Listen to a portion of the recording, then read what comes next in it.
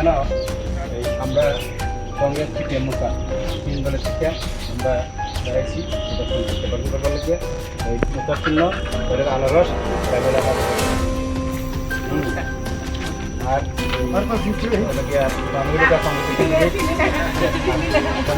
পঞ্চায়েত সমিতির লোক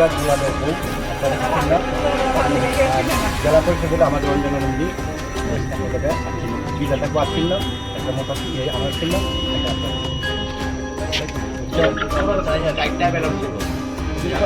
কংগ্রেস এবং এই মোতা এবং সিপিএমের পক্ষ থেকে আমরা তিস্তর পঞ্চায়েতের নির্বাচনে প্রচারে বেরিয়েছি যেই দীর্ঘ এই 5 বছর 7 বছর ধরে যে বিজেপি শাসনে মানুষ দখল হয়ে দাঁড়াইছে এর জন্য মানুষ খুব ক্ষুব্ধ এইবার সবাই মানুষ সাধারণ মানুষ ঐক্যবদ্ধ জোট হিসাবে ইসের যাতে পরিবর্তন ঘটানো যায় যেমন ইন্ডিয়া জোট মানে এইবার এই সবাই ঐক্যবদ্ধভাবে মানে বিজেপিরে প্রায় কেন্দ্রে ধরাসি এই হিসাবে পঞ্চায়েতে এইবার মানুষ বিজেপির আর চায় না এবার কংগ্রেস মোতা সিপিএমের নেতৃত্বে এবার পঞ্চায়েত গঠন করতে মানে মানুষ ঐক্যবদ্ধ হয়েছেন এর জন্য আমরা মানুষের জোট মানুষকে নিয়ে আমরা পঞ্চায়েত গঠন করতে সক্ষম এটা আমাদের আশাবাদী। আজকে ডোর টু ডোর প্রচারে বেরিয়ে আপনি কীরকম সাড়া পাচ্ছেন? মোটামুটি 100%। আপনার প্রার্থীদের জয়ী বিষয়ে আপনি কি বলবেন? বিষয় হলো আমাদের এখানে যে 7 নম্বর ওয়ার্ডে এবং 1 নম্বর ওয়ার্ডে যে 4টা ক্যান্ডিডেট আছে এটা আমরা নিশ্চিন্ত 4টা আমরা জিতবো এবং এই উপরে এখানে 4টা সিট আছে মোতা এই ক্যান্ডিডেট এরাও 4টার মধ্যে 3টা তো মানে একদম বিনা প্রতিদ্বন্দ্বী জিতে রয়েছে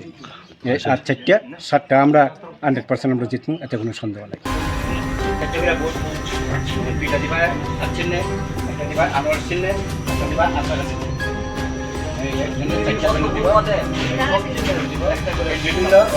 জেলা পরিষদের অঞ্জনা নন্দী আর আমাদের মোতা কেন্দ্রীয় লোকিয়া সমিতি কেন্দ্রীয় আছে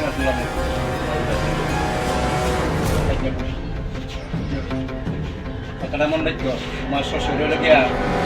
70 বছরের এগারো পুরানা বাসিন্দার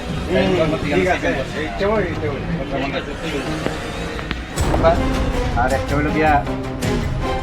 যে আমরা ক্যান্ডিডেট আনোয়ার সিং